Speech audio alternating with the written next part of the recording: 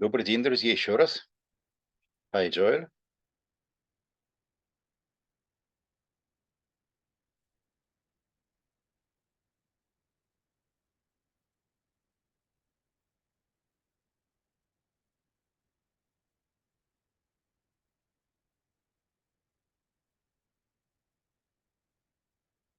Вот.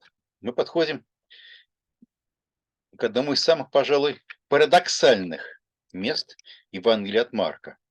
Парадоксальных, потому что если разные Евангелия как бы располагать до некоторой оси, какие Евангелия у нас подчеркивают преемственность Нового Завета с Ветхим Заветом и преемственность с иудейскими общинами, а какие Евангелия, наоборот, подчеркивают дистанцированность Нового Завета от всего старого, то Евангелие от Марка как раз будет у нас ближе к тому концу спектра, где у нас речь идет про дистанцирование новозаветной вести от ветхозаветной традиции, от еврейской традиции.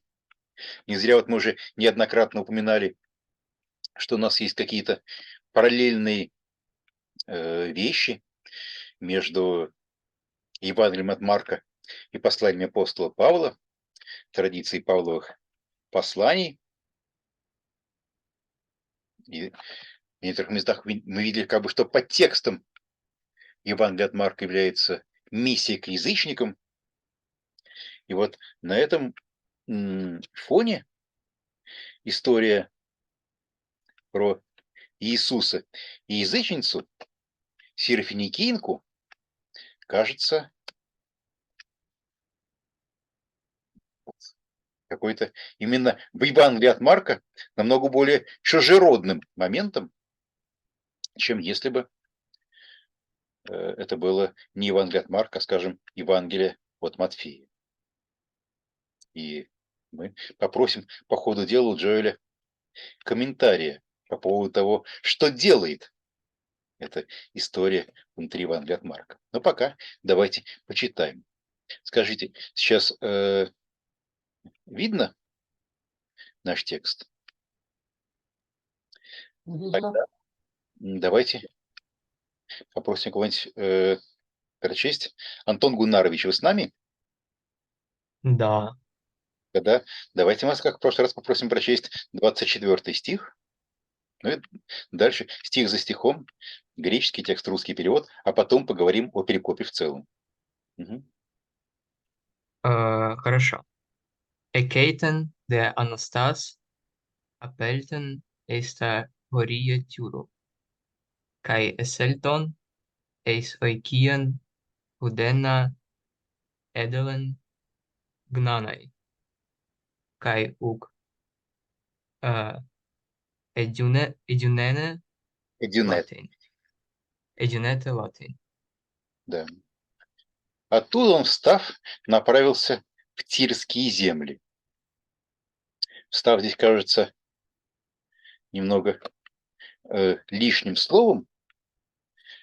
Вот, но, видимо, подразумевается, что эта сцена прямо продолжает предшествующую, где Иисус разговаривает со своими учениками, а сцена общения учителя с учениками как раз подразумевает, что учитель сидит, и ученики тоже сидят у ног его.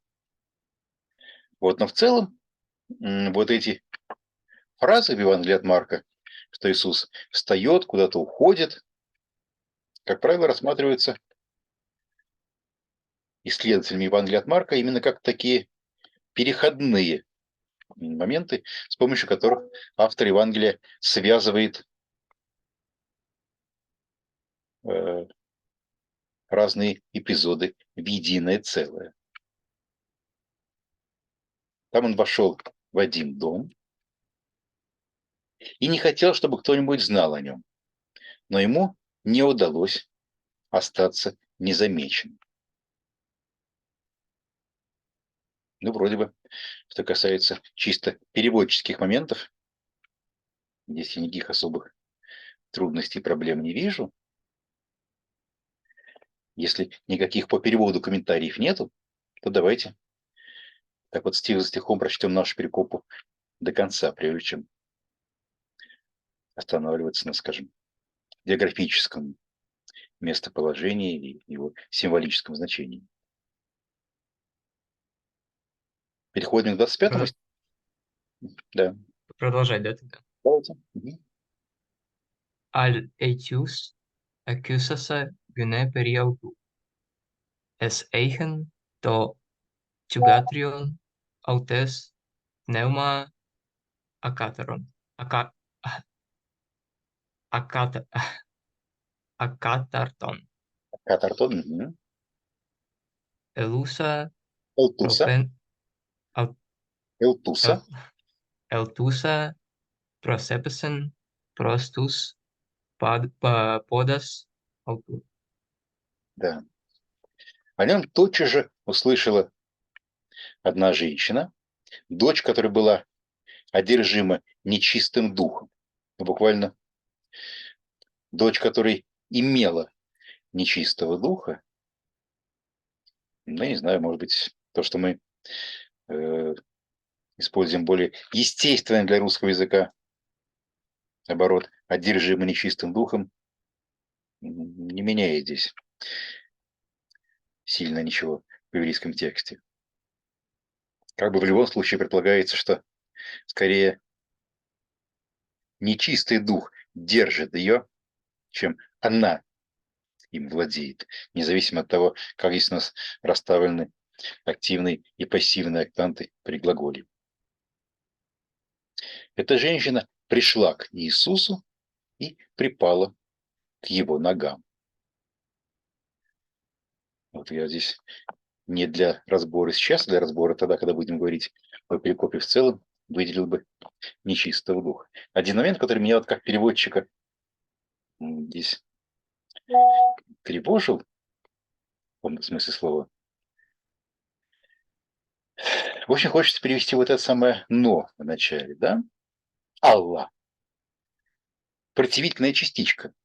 Греческая Алла, мне кажется, вполне почти в точности соответствует прагматическому значению русского «но», да? Но это «но», оно является противопоставлением чему? Он вошел в один дом и не хотел, чтобы кто-нибудь знал о нем, да? Эйс Элтон, эйс ойкиен, удена этлон гноной. И вот этому намерению Иисуса остаться в тайне противопоставляются две фразы. Ух эдюнете латейн и эвтюс акусуса гвинепериауту эвтуса просеписен простус подус ауту. Да? Как бы в своем переводе я вот это противопоставление Алла, которое вот здесь вот у нас есть, передвинул чуть раньше. Как бы предполагаю, что у нас вот это ук эдюнета латейн, а также действие женщины, которая элтуса просеписен простус подус ауту, это составные части вот, единого компонента сцены, что он не может скрыться.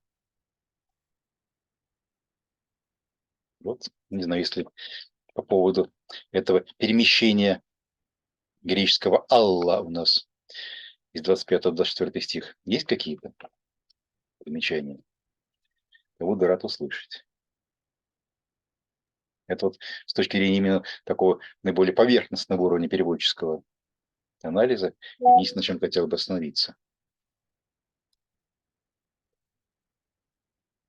Михаил Георгиевич, но мне кажется, что это противление имеет смысл, что он вошел в дом, чтобы скрыться в доме незамеченным, но о нем все-таки женщина услышала.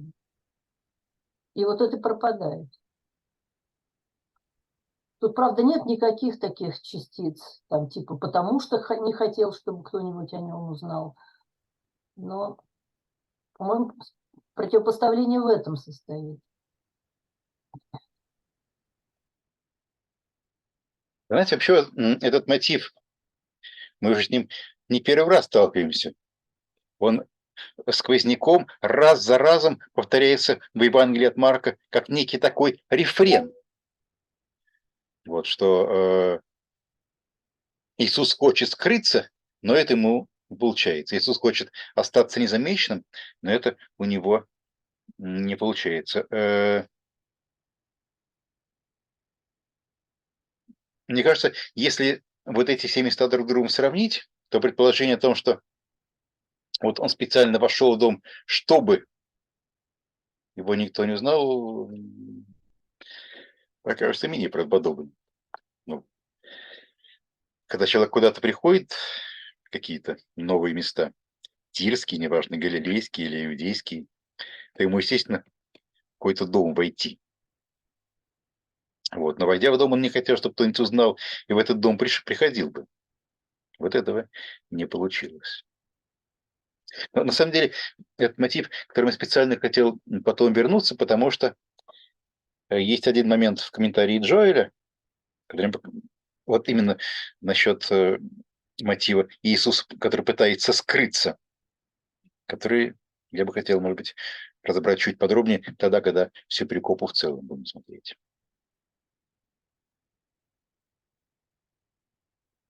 Давайте тогда запомним вот эту идею того, что Иисус пытается скрыться Аллах, но ему это не удается, и почитаем чуть дальше. 26 стих. Hedegune en Elenis, Syrophonikis genei, kai erota auton inato daimonion ekbale ektes chugatros autes.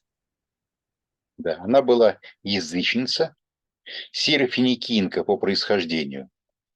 Она просит Иисуса изгнать беса, демона, из ее дочери.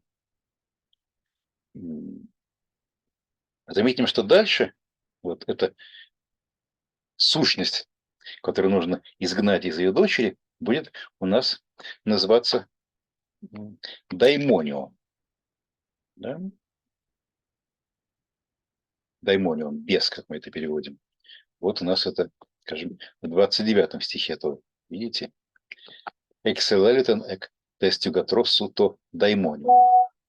Но в самом начале этой истории этот даймонион называется пневмоакатартон.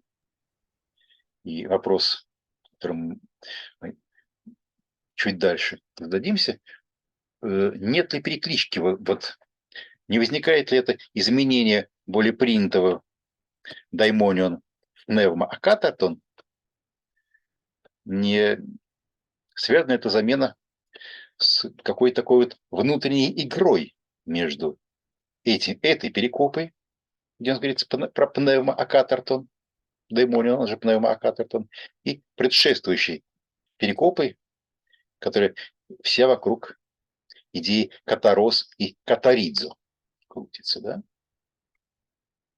Вот про это мы тоже поговорим чуть попозже. Пока что просто заметим, как у нас вот здесь используются два разных термина. И, может быть, то, что вначале более стандартный даймонион меняется при первом своем вхождении на пневмокатартон, служит как раз неким способом прицепить эту перекопу к предшествующей. Вот, но Гелленис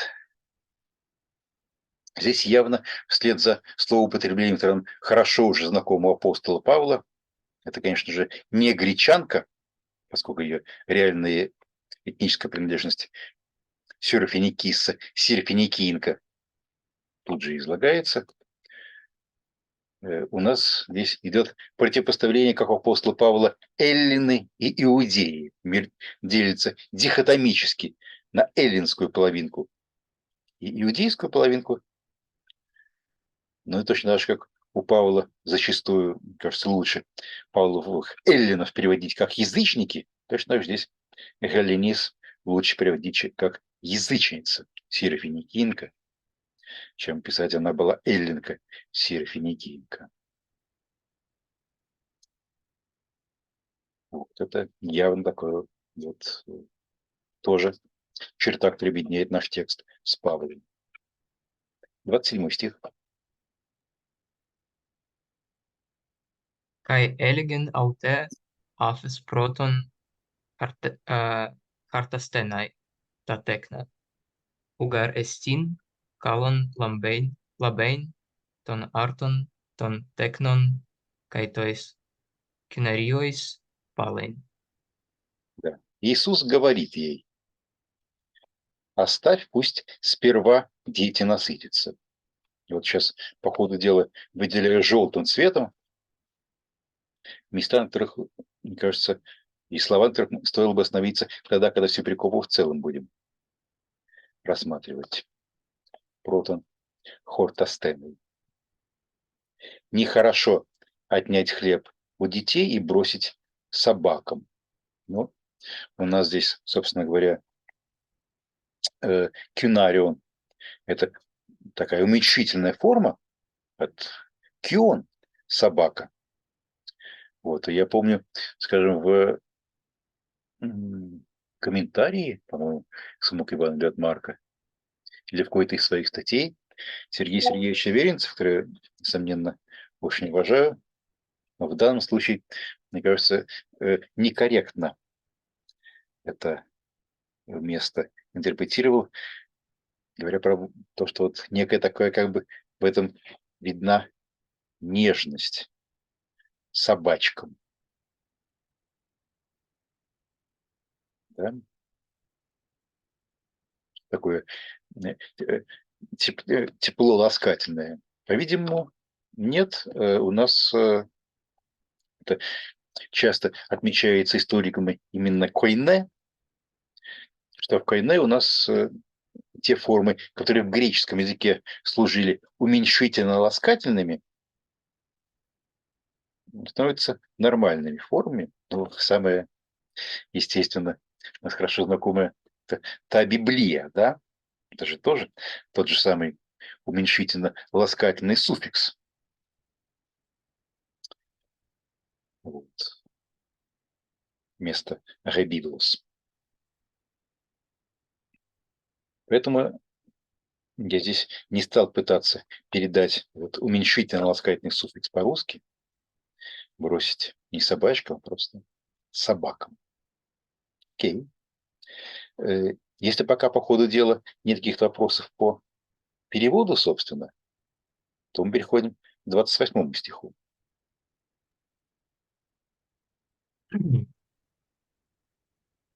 He de apacrite kai legi auto. Kyrie kai ta cnaria hypocato tes tropezes. Stiusin apo ton psychion ton paidion Точка. Да. Она в ответ говорит ему: господин мой. А вот это одно из тех мест, где, конечно же, у нас можно было бы перевести «кюрие» как «Господь», «Господи». Даже собаки под столом едят крошки от еды детей. Кстати, интересно, как это звучит у нас в синодальном переводе. Да, в синодальном переводе она же сказала ему в ответ: так, Господи, но и псы под столом едят крохи у детей. Вот мы совсем недавно в нашей небольшой компании обсуждали этот вопрос о переводе греческого «кюриос» на русский язык. Мне кажется, что то, что мы здесь сейчас видим в Евангелии от Марка, вообще вот у нас в евангельском повествовании, как бы главный посыл евангельского повествования: вот у нас идет некий человек, что-то проповедующий, ну и совершающий по ходу дела какие-то чудеса по Галилее, Иудее и окрестным странам. И никто не догадывается, вот эта тема мессианского секрета, она именно в Евангелии от Марка особенно значима. И никто не догадывается, что на самом деле это не какой-то человек идет и проповедует и творит чудеса, а это Бог, спустившийся на землю, идет, проповедует и говорит чудеса. Так что здесь это двойственность греческого «кюриос», который, с одной стороны, может значить, с одной стороны, просто «господин», а с другой стороны, именно являться переводом, передачей еврейского «Яхве», эта двойственность очень хорошо подходит как раз вот для этой темы мессианского секрета, да? Потому что как бы даже и повествователь, и его герои говорят «кюриос», как будто вот речь шла про господина, который здесь вот идет по земле. А на самом деле повествователь имеет в виду, что тогда, когда вы дочитаете Евангелие до конца, и в отличие от несмышленных учеников поймете, о чем здесь речь идет, тогда вы задним числом перечитаете этот текст и поймете, что каждое употребление слова «кюриос» нужно было понимать по-другому, не как «господин», а как «Господь». Да? В русском переводе мы не можем такого сделать, потому что у нас господин и Господь совершенно разные лексемы. Вот, мне кажется, что большим как бы нарушением вот этой игры, которая есть в повествовании, будет перевод «Господь», который как бы с самого начала раскрывает карты. Вот. А перевод «Господин мой» для Кюриос здесь и в других случаях как раз сохраняет эту интригу. Предполагается, что подлинное значение этого слова «господин», может быть, даже говорящий не понимает. Но только вот где-то там вот на заднем плане повествователь, знающий, о чем идет речь. И ты, читатель, если ты знаешь, о чем идет речь, ты можешь догадаться, что имеется в виду не просто господин.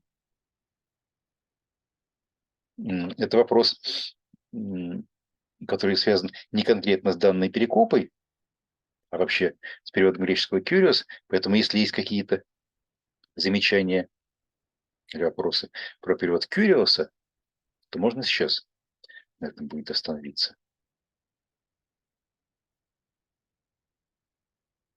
Или, если хотите, тогда мы немножко по-английски вернемся к этой теме, когда будем разбирать перекопу в целом. Слово «крошки» греческое, апотон психион я тоже выделил для того, чтобы поговорить, когда будем говорить про перекопу в целом. Вот давайте, у нас 2 стиха еще осталось. Пожалуйста, 29 стих, Антон. Kai eipen aute, die tuton ton logan jupage, excelleluten, ectes tugatros, su to daimonion. Да. Он говорит ей: за то, что ты так сказала, буквально за это слово. То есть это самоуничижение 28 стиха, оно как бы получается некий вклад этой женщины в копилку ее добрых дел. Вот это доброе дело, то, что она так сказала, оно является ее некой такой заслугой, и за это она может идти без «вышел из твоей дочери». Такое прекрасное употребление перфекта. Accelerated. Очень хороший результативный контекст. Ну, про варьирование даймонион и пневмоакатартон и про возможное значение этого варьирования для того, как связывает евангелист разные эпизоды, мы уже говорили. Еще к этому вернемся. Ну и последний стих перекопы. Kai apeltusa eston oikon autes euren to paidion. Peblemenon. Epi ten clinen kai to daimonion Excelelitos. Excelelitos. Да, она пришла домой, видит, что девочка лежит на кровати. Здесь, конечно же, вопрос, лежит она или брошена она, да? Опять же, здесь у нас медиапассивные причастия. Баблеменос. Баблеменом.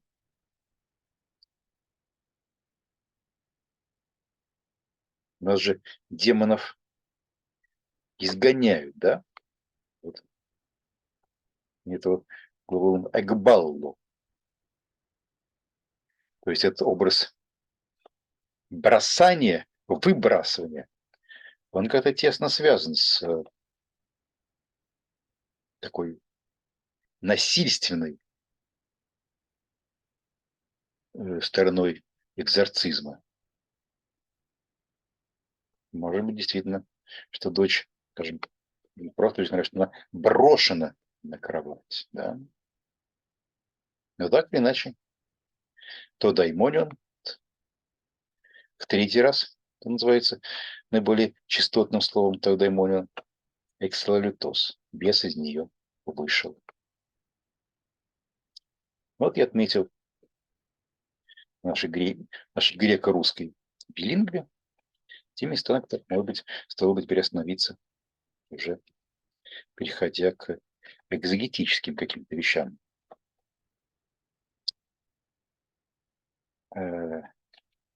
While reading this pericope, I marked with the different colors some points which I would like us to talk about during our exegetical discussion of the pericope as such. We had some small discussion about the Russian translations, but translation of some words. Now let's turn to the exegesis of the pericope as such. First of all, I think that the geography here, as well as in Mark's Gospel as such, is highly symbolical. This is the second time in the Gospel of Mark when we hear about Jesus entering the land of the Gentiles, as far as I remember. The first one was when Jesus crossed the Sea of Galilee and he cast the demon out, or the demoniac, in the land of Gerasa. And here's the second time when he enters the land of the Gentiles. And once again, the miracle that he performs in the land of the Gentiles is casting a demon out. I think that probably this is significant. Yes, I agree with that. Yeah. I mean, in other words, that maybe, and in some Jewish conceptualities, Gentile lands would be unclean ipso facto.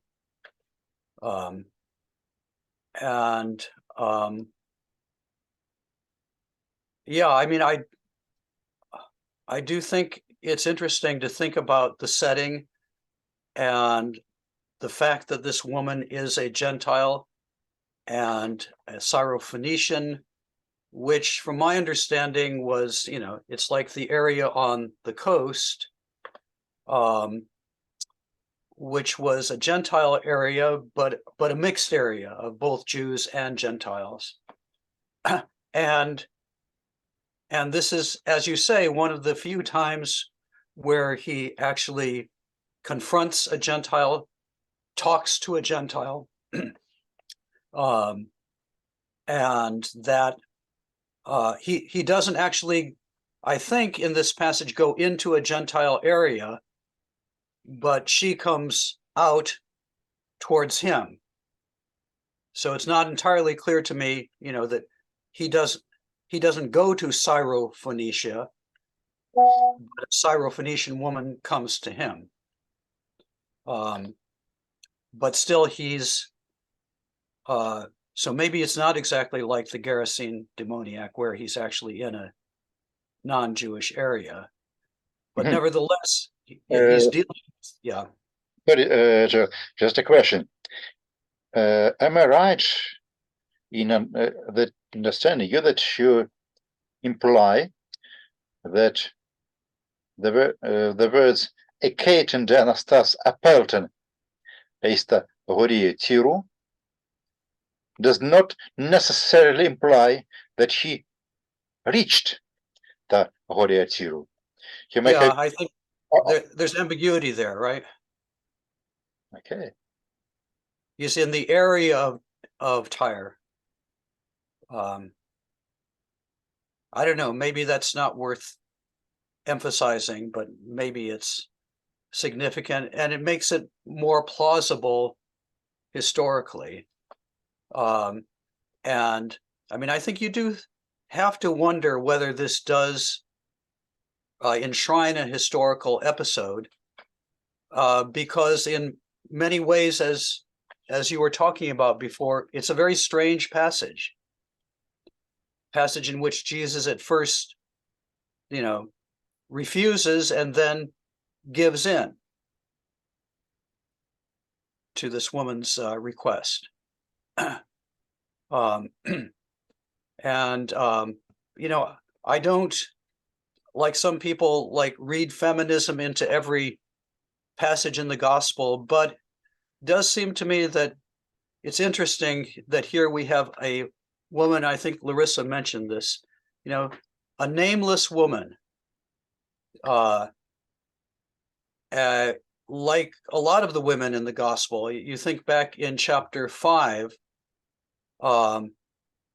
where Jesus heals Jairus's daughter. Jairus, the synagogue president, was mentioned. The name of his daughter was not mentioned. And then another anonymous woman came and stole a healing from him.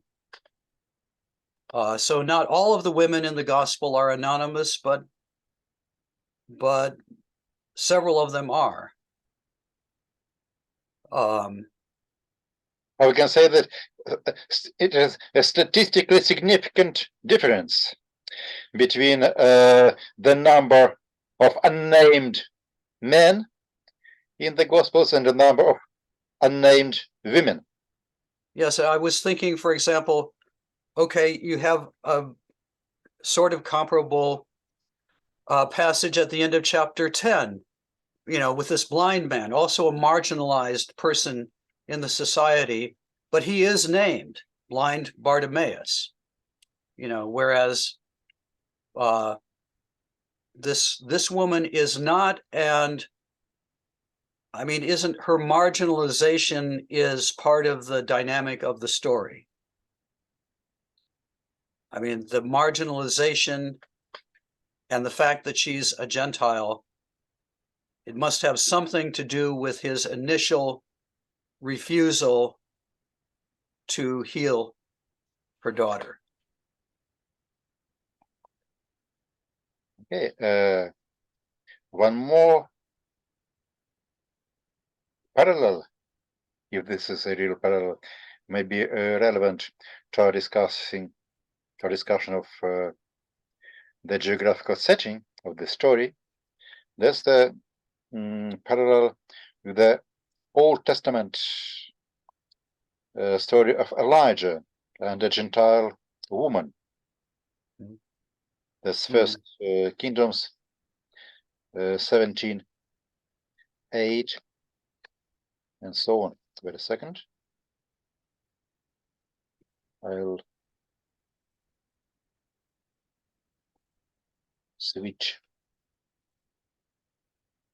to this passage. While you're doing that, let me say another thing that reminded me of the Old Testament is, maybe this is reading too much, but these first few words, anastas, abelthen, I mean, you do have often in the Old Testament, vayakom, and he got up and he went to another place. So maybe that gives it a biblical flavor also. Yes, both on the lexical level and even on the level of the plot, we saw a lot of, how can we call it? A lot of attempts to mark the continuity with the Old Testament. Mm. That's the story about Elijah, and once again, a woman from Sarepta of Sidon, a Sarepta tes Sidonias, and there Elijah meets a woman, and she performs a miracle for the woman because it's the time of a hunger. But he miraculously provides her with food in the same way as Jesus just has miraculously provided food for the people in the multiplication of bread and fishes. Then later we hear that Elijah heals his son.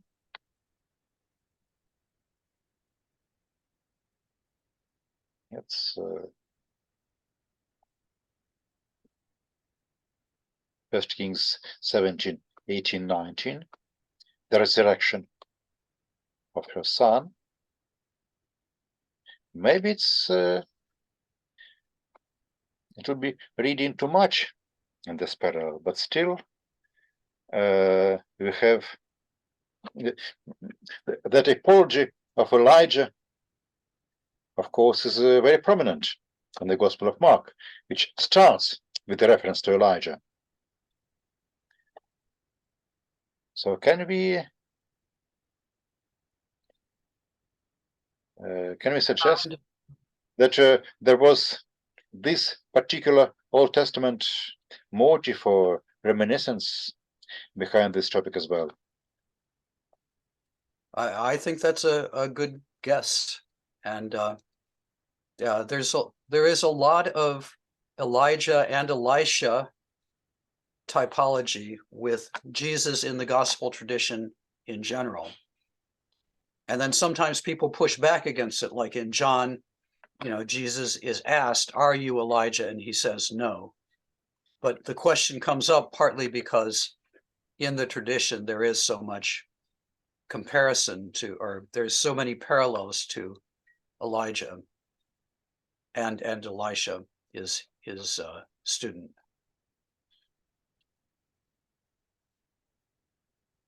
Okay. One more question that I would like to raise with regard to this initial verses of this pericope, the setting, is that Are you going to show us the? We're not seeing any passages now. okay.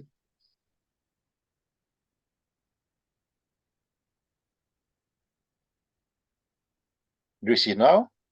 Yes.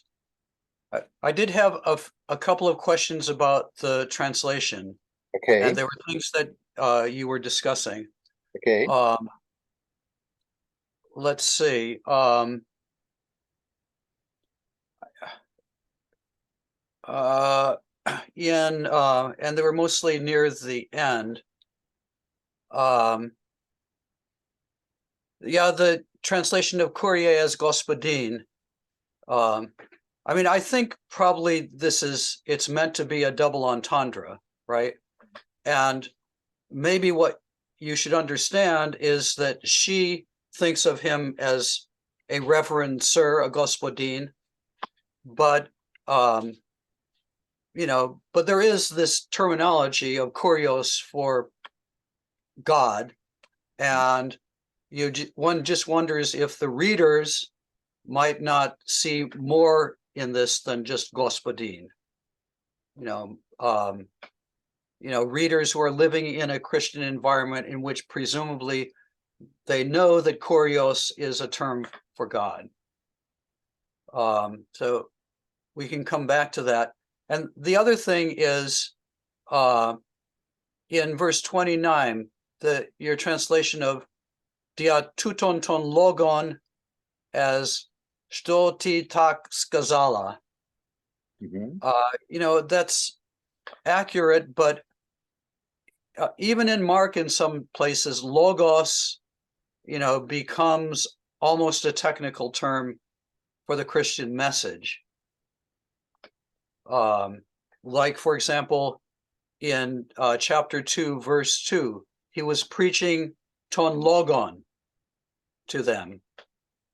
And in chapter 4, verse 14, the sower sows the word, ton logon. In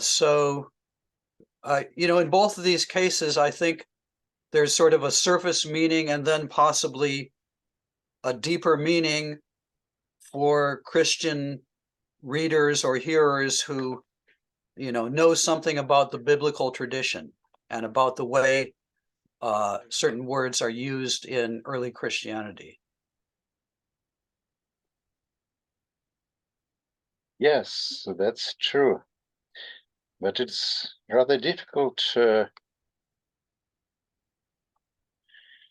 render this in Russian, I think, without violating the rules of the Russian language. I know. Well, so it's an ambiguous term. Both of these are ambiguous terms, and the translator has to choose maybe one part of the ambiguity to express and leave out the other part. So maybe that's just, endemic to the translator's art. Yes, it concerns the problem of translating kurios. I had just yesterday a discussion of this term with my students, and I said that I think that not only the woman from Syrophoenicia is portrayed here as uttering the term kurios without understanding its real meaning in the gospel. I think that probably throughout the whole gospel of Mark, Mark, the narrator, wants to construct his narrative in such a way that neither apostles nor disciples nor the general people nor even the readers until the very end of the story understand the real meaning of the kurios, because Jesus is portrayed as a man who travels through Galilee and Judea and preaches and sometimes makes miracles, but no one understands what is really going on. And the climax of the narrative is Peter's confession that Jesus is the Messiah, but even the Messiah is completely different from what kurios means in the Septuagint as an equivalent for the Hebrew tetragrammaton. Yes, I like that. And I mean, I think even in the very beginning of the passage, this is kind of the ambiguity of the whole gospel. Jesus is just a human being, but he's also something more, but what that more is only revealed gradually through the narrative. Because, you know, at the beginning, he wants to stay hidden. He doesn't want anybody to see, but what he wants doesn't happen. And you can't imagine the Jesus of the Gospel of John. You can't imagine that happening in John. Whatever Jesus wants to happen in John happens. But in Mark, sometimes what Jesus wants to happen does not happen. And, you know, there's a,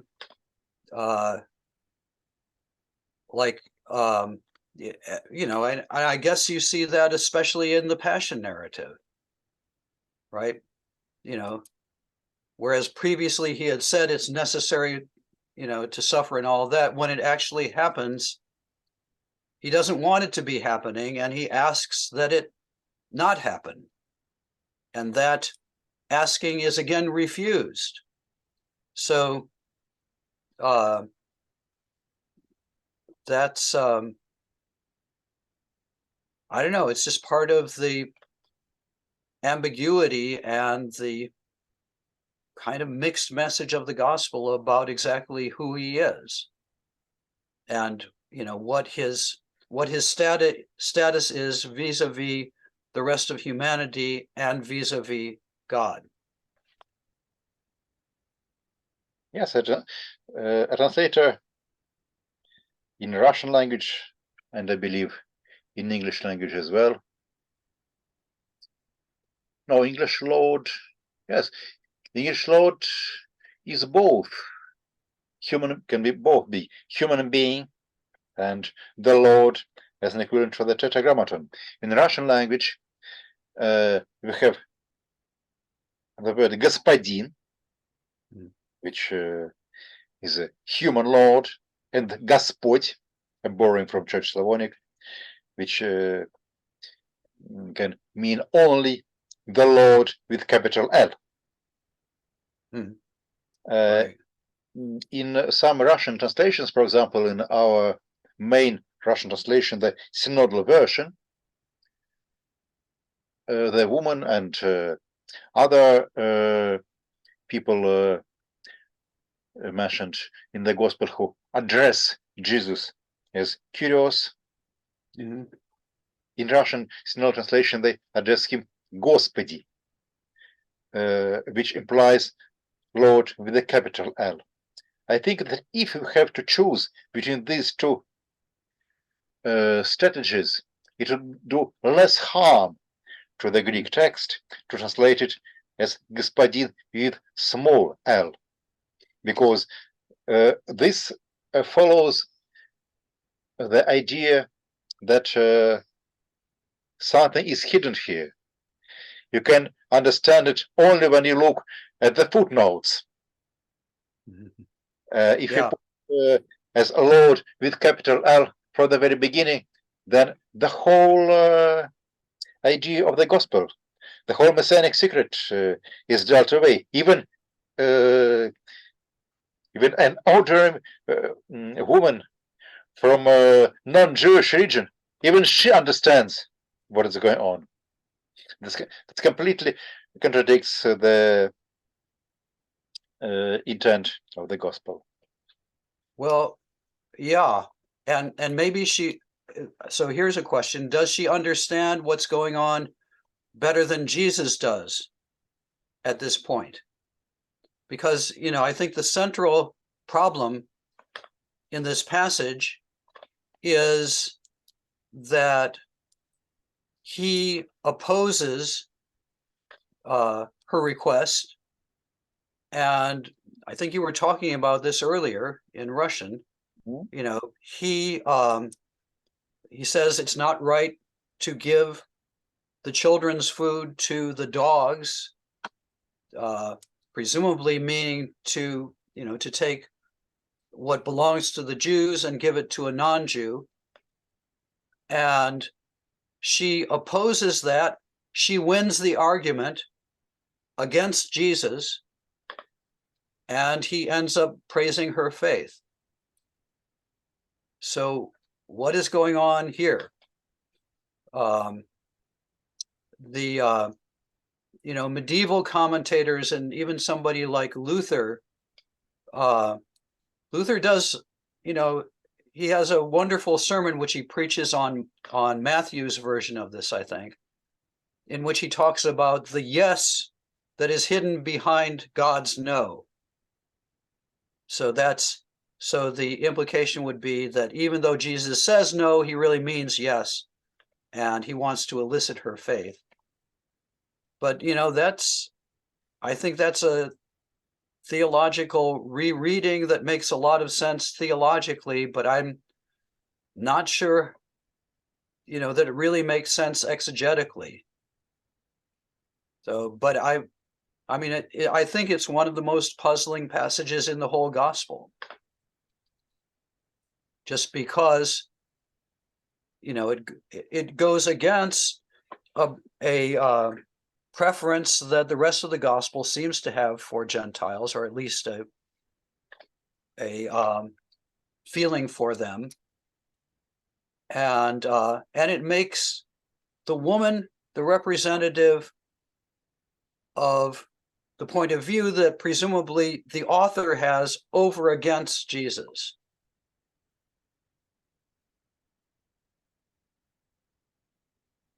Yes, and from this point of view, we can draw some striking parallels between this woman who understands Jesus' mission even better than Jesus himself, and the Roman centurion at the very end of the gospel, who understands what is going on, who is the only human being in the whole gospel who understands the identity of Jesus and understands it better, it seems, better than his own disciples. So that Yes. in these two crucial scenes, non-Jews and non-disciples understand what is going on somehow better than disciples, or even in this case, somehow better than Jesus. That's Yeah, I agree with that. And I mean, even, if you think about the centurion, he understands what's going on at the cross. Again, maybe better than Jesus at that moment understands, because Jesus dies with this despairing cry on his lips. But it's also interesting, since you mentioned that centurion, that not in Mark, but in Matthew and Luke, there's this Q passage in which Jesus also, a centurion, a Gentile centurion, asks for healing for his servant or his son. I think it's a son in John and a servant in the Synoptics. But another interesting comparison is that in that passage, it's a healing at a distance, right? In both cases, I mean, this is a unique healing in Mark, in that Jesus doesn't heal her daughter right there. The daughter isn't there. She's back at home in Syrophoenicia. So the woman has to go back, and she sees then when she goes back that, her daughter has been healed. So in both of those cases, the centurion in Matthew and Luke and in John, and in this case, it's a healing of a non-Jew at a distance.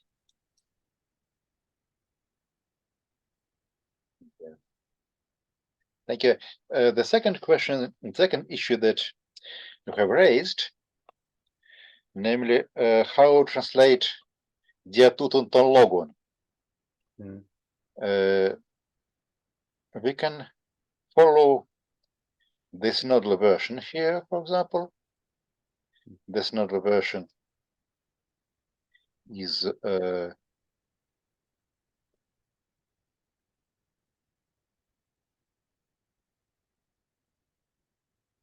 за это слово, which is, of course, it better corresponds to the Greek, and it preserves Greek logos. За это слово. Let's ask our Russian hearers, our Russian participants of our meeting. Вы бы проголосовали за то, чтобы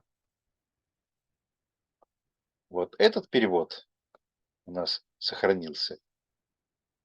Или вот для того, чтобы лучше передать греческое «диатутон тон логон», за синодальную версию, за это слово.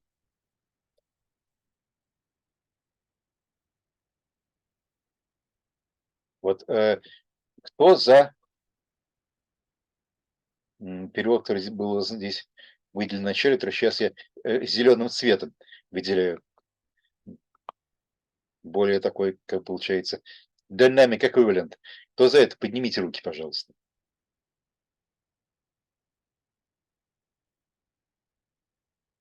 Руки можно поднимать либо в живе, либо вот этим самым компьютерным значком.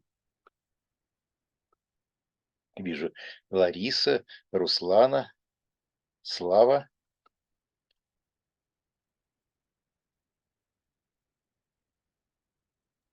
Но я, честно говоря, лучше бы написала, может быть, просто за это. Ну тогда у нас логоса все равно не появится. Да, без логоса вообще, имею в виду, что так можно. Ну, можно, но тогда совсем что-то у нас потеряется. А кто за вот такой более синодализированный вариант? За это слово. Тогда давайте опустим наши компьютерные руки. Те, кто поднимали по предшествующему голосованию, кто за синодализированную версию? За это слово.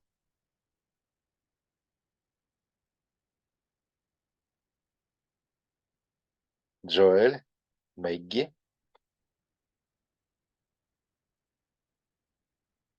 Joel and Maggie.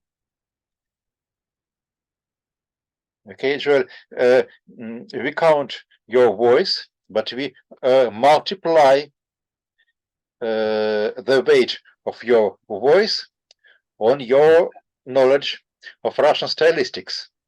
So to make an exam in Russian stylistics in order to find out the real coefficient that we should multiply your vote on by. Well, it's good to see that democracy is still alive in Russia. Yes, but only in a very restricted areas.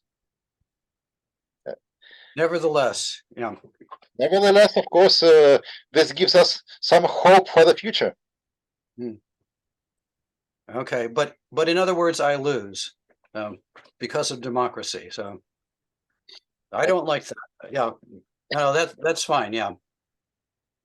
Okay. In your own commentary, Joel, you translated it without a word.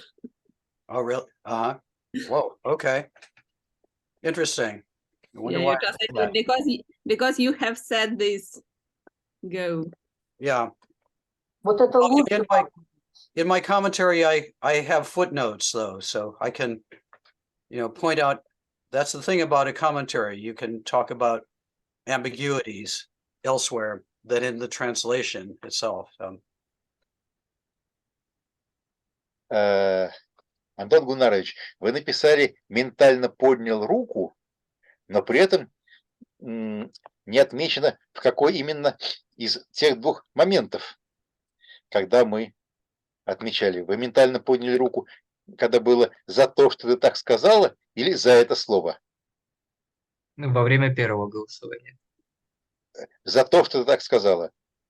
Да, да. Joel, one more vote is against your suggestion. So democracy is still alive in Russia. I think there's a power differential here. You are like the doctor father, and I'm just a visiting American. I'm marginalized in this context, just like the woman, but it's fine. Okay. It's good for an American to feel marginalized once in a while. Okay, there were some more lexical items that I wanted us to discuss. First of all, this daimonion. Daimonion, that's a normal word for this being, which is bes in Russian and daimonion in Greek. But in the very first mention of this being, it is called not daimonion but pneuma akatarton. I think there's other passages in Mark where those two are clearly synonymous. Yes. So- Can we see that pneuma akatarton here, the usage of this term may be somehow caused by the fact that the previous pericope is about katarsia and akatarsia and katarismos as an attempt to chain these two links to each other. Yeah, I like that. And I think maybe I make the suggestion in my commentary that, having enunciated this principle that all foods are katharos, he then goes and performs a healing on a, in a Gentile area, and perhaps on somebody who would have been considered unclean. So, I mean, there is, in contemporary Jewish studies, there's a lot of discussion of the whole issue of whether or not Gentiles were considered to be unclean by Jews. And some people say that they weren't at this era, and others argue that they were. And, I think there's evidence on both sides, but there's at least an association of Gentiles with uncleanness in some biblical passages and in some later Jewish texts. So I would think that that's possibly a link, that, he's opened the doors by saying this thing about katharizon in 719, and then he goes and heals somebody who many might consider to be, not only because the girl has an unclean spirit, but also because the whole area that the woman is from and her general status as a Gentile is associated with uncleanness also. Yes, my question is whether we may discern some pattern behind Mark's usage of the words daimonion and pneuma akatarton. Because here in this story, we have 4 references to the bad spirit, and 3 times it is called just daimonion. The very first time on the boundary with the previous pericope, which speaks about akatarsia, it is called pneuma akatarton. And if we look at other passages where daimonion is called pneuma akatarton, once again, we see that in that a prominent It's prominent, for example, in the passage in It Mark occurs, 5. yeah, 3 times in Mark 5, Yes, 3 times in Mark 5. but it also occurs 3 times in Mark 1 in the Capernaum synagogue, which is in a Jewish area. So I've never done a study of, when Mark uses daimonion versus when he uses pneuma akatharton. And it would be, I'm not sure if somebody has done that. If not, it would be an interesting little exegetical task, maybe the germ of somebody's article, to just, go through and try to figure out why he uses one in one place and another in another place, and why sometimes he alternates, as in this passage.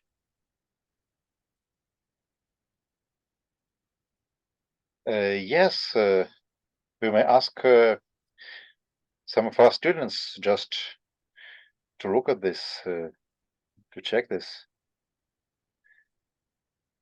It may be that there's no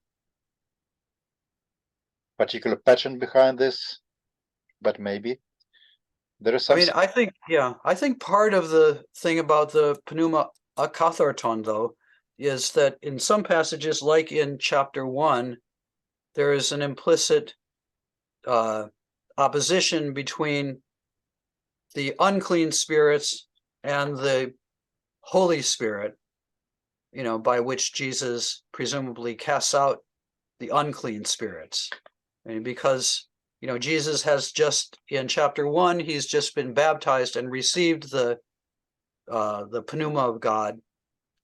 And then almost immediately you go to this passage where there's a confrontation between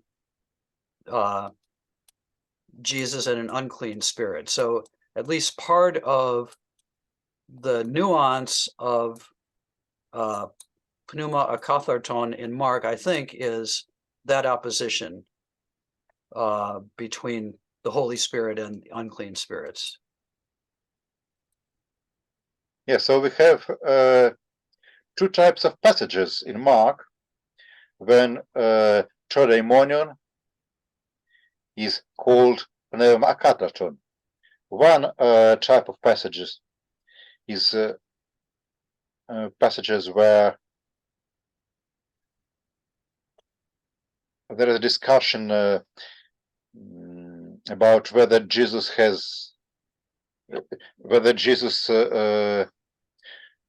drives out the demons with the help of the pneuma from God or Beelzebul. It's like passage 3, Yeah. chapter 3. Jesus' opponents say that he has pneuma akatharton, and in this context, also have the expression ta pneumatata akatharta with regard to the demons that Jesus cast out. The first chapter, where the mention of pneumata akatharta follows the reference to God's Spirit descending on Jesus during the baptism. That's one type of passages. And then another type of passages is where Jesus confronts the Gentiles or the Gentile area, like in our passage, or 5 times or 3 times in chapter 5. Yeah, he also uses it in chapter 9, as you've got there, in the healing of the epileptic boy,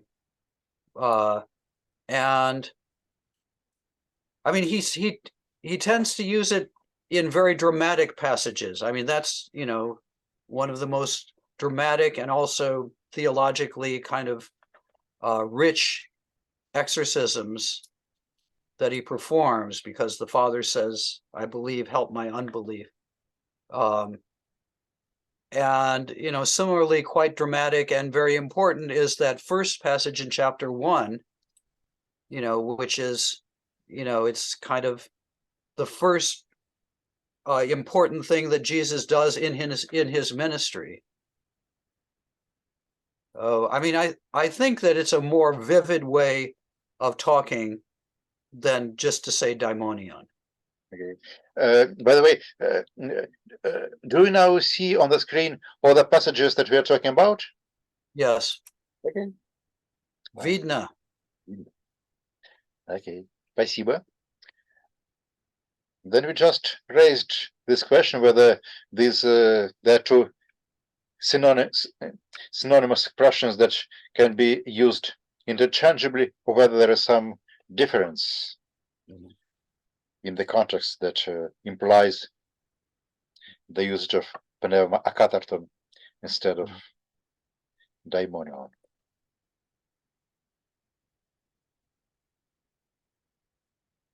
Let's return back to our text.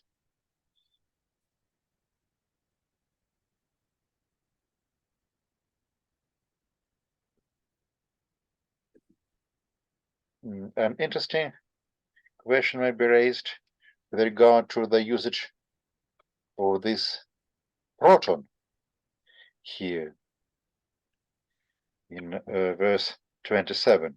And in fact, as far as I remember, you made this point in your commentary when you have drawn some parallels between Mark and Pauline thought, because of course this immediately brings to our minds the famous beginning of Paul's discussion in Romans. To the Jew first and also to the Gentile. Yes. I'll now bring this passage to our screen.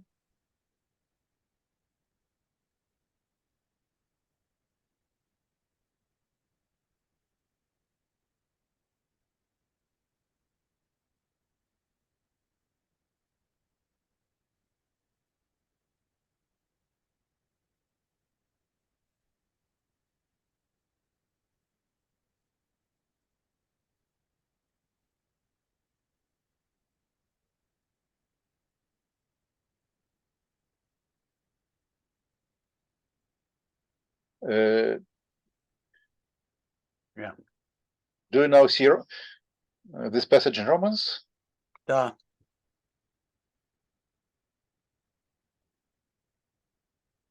There are several places in Romans where we have the same idea. Yes. Romans 1:16, that the power of Christ is salvation to everyone who believes, to the Jew first, who daiote proton kai Helleni. Then Romans chapter 2 verse 9, that, tribulation and anguish upon every soul of the man who does evil, of the Jew first, and also of the Gentile, Hellenos. So sometimes it's good to be first, and sometimes it's not so good. Yes, but still, in any case, you have a formula, Judaio te proton kai Helleni, and you have the same, more general than usual meaning of Hellen, as meaning not just Greek, but just referring to every non-Jew. So there are at least two features that our particular passage has in common with the Pauline thought in Romans. Well, and it may be important what you say about it being a formula. You know, it sounds like something that may be traditional that Paul himself may not be making up, but, you know, a formula that is there in early Christianity. Or also, you know, a Pauline statement that becomes well known.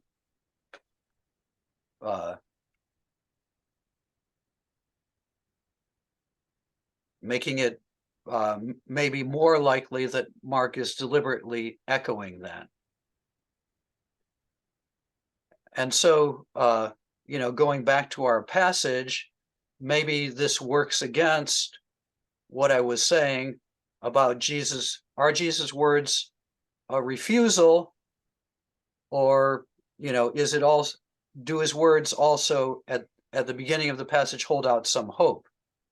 You know, that maybe it's not the time yet for Gentiles to be healed, but the time will come.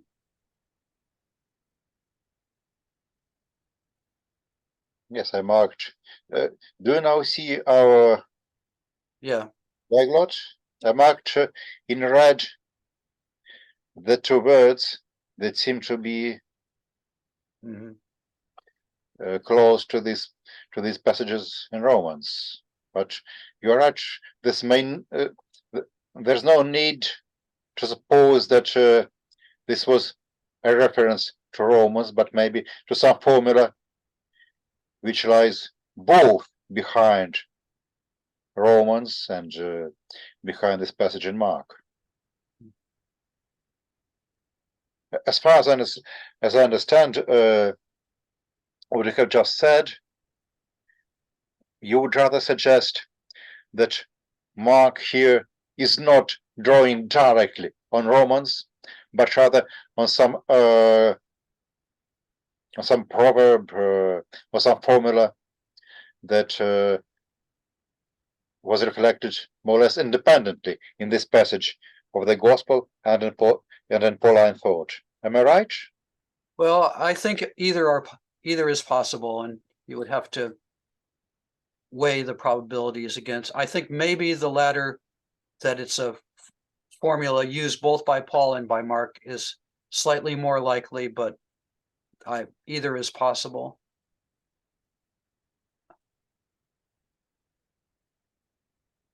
Okay. There are two more points that I wanted to discuss with regard to this passage. Once again, you see that I'm trying to look what kind of intertextual relations we may see when looking at this text. And of course, sometimes these intertextual relations are more obvious. For example, I think that as concerns the relationship between our pericope and the famous passage in Romans, I think that the fact that we have two keywords that link these two texts are rather important argument that either they're dependent upon each other or dependent on some formula. In some cases, it's not so clear, but still, I would like to ask ourselves, I would like us to ask ourselves. Here we have the image of the dogs that eat what remains from the dinner of ton paidion, ton psychion, ton paidion. Of course, we do not have the same word in the scene that we read about just a page ago about the miraculous feeding Mhm. of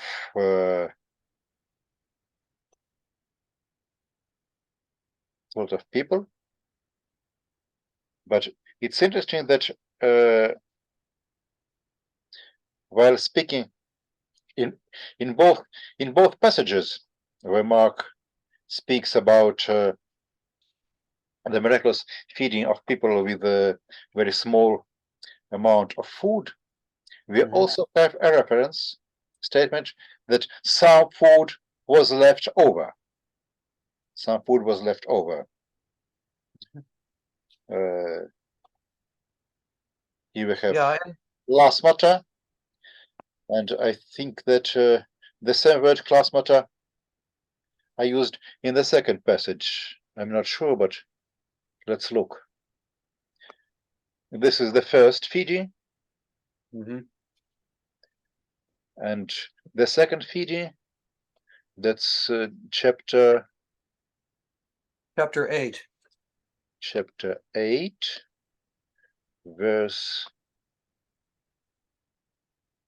Uh, verse 8. yes, chapter 8, verse 8. Yeah. Chapter 8. Plasmaton. Plasmat. Yeah. Periseumata klasmaton.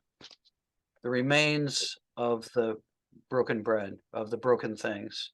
So the words are different, but still there is some image that something remains after the feeding of the Jews. Can we see any introductory link between these images in the scenes of feeding the crowds and this image in the dialogue? Yes, I like that, and I think, you know, the idea has been raised in the literature that there's enough left over, you know, from the feeding of the Jews that now the Gentiles can be fed also. So people have made that linkage with the feeding in chapter 5, and then pointing forward to the feeding in chapter 8, which takes place in a Gentile area. But I'm going to have to go in 1 minute. I'm having lunch with our friend Carl in 20 minutes. But I wanted to mention one other thing, and that is about the dog imagery, which you talked about briefly. But it seems to me that there's two different sorts of dogs in question here, right?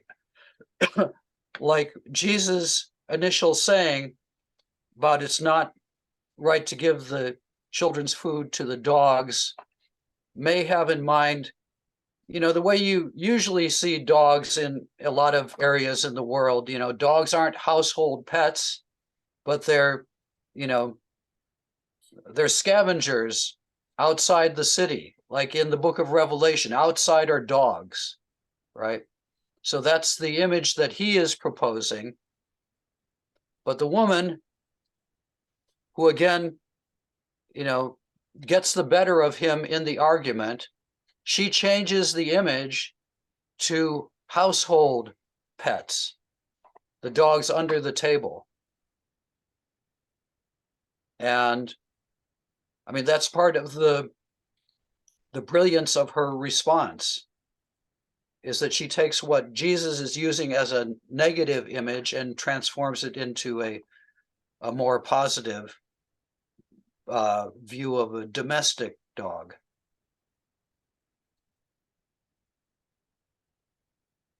Yes, it's interesting, though in the Old Testament text, as far as I remember, all dogs are treated in a very negative way. It's not a very dog-loving society, ancient No, Israel. No. by no means. Before you leave to one more question, I would like to ask whether this expression that her daughter Paidina was Babylamenon, Yeah. Peter and Clennon. I mean, Is it does that just lying, or maybe it also reflects some violent nature of the exorcism? Because when we speak about what Jesus does with demons, Mhm. uh, the same verb is used, balein. yes, To the throw demon, yeah. different prefixes. Well, yeah, so yeah, I think the way I would see this is Was she thrown on the bed? I think maybe, you know, the conceptuality is that this is the demon's last act of violence and hatred, you know, to it exits, but as it exits, it throws her on the bed. So, I mean, demons are not very nice, and they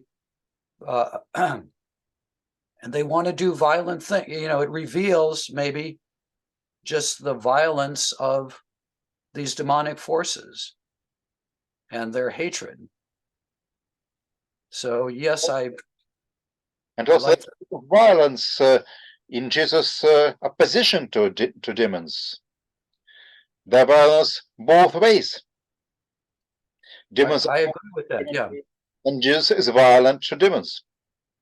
that's right. I think, I mean, the portrait is of cosmic warfare. They are violent and he is violent, and in a way, he's the aggressor. You know, he's the one who comes into their territory. And, you know, going back to chapter 3, the parable there, he comes into their territory and usurps what has belonged to them. And they react with fury. And it's an ongoing battle, and it isn't over until the end of the gospel. And even the end of the gospel is open. Well, yeah, to what extent does Mark think that the battle goes on, you know, in his own day? And, you know, I think that's a question worth exploring. You know, what do we live in a radically different world because of Jesus' death and resurrection than is the world pictured in the gospel? Or would Mark say that we live in a world where these same dynamics are still going on? There's the same battle. Okay. But I have to go and fight with Carl now, though. So Yes, and please, my greetings to Carl and my love to Carl. okay, I will. All right. See you next week. Thank you. Cheerio.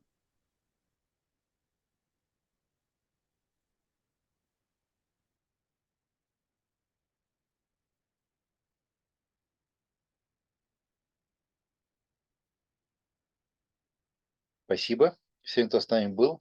Мне кажется, что, как во многих других наших встречах, много каких-то интересных вещей было здесь нами затронуто, которые так при поверхностном чтении Евангелия в голову не приходят.